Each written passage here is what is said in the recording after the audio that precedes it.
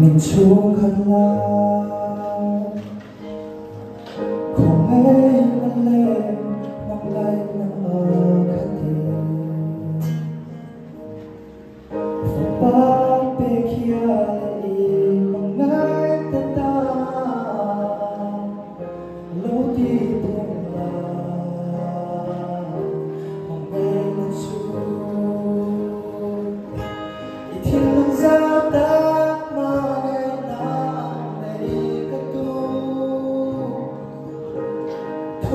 trong mùa xuân gió thì lại tu chu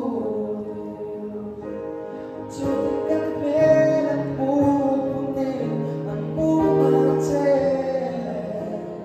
người mơ đi nó ta mà ngày anh chưa thấy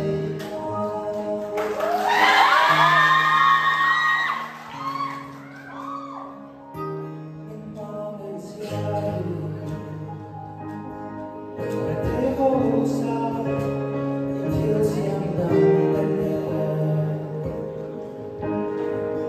tình lâu tất cả mình tình đang gió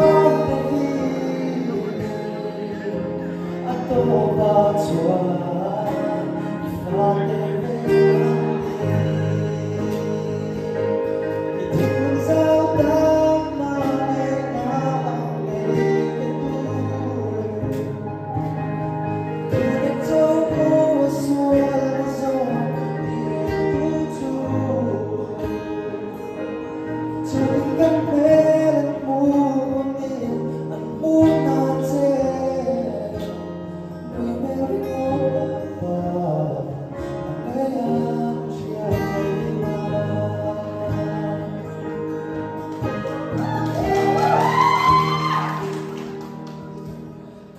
dòng hiên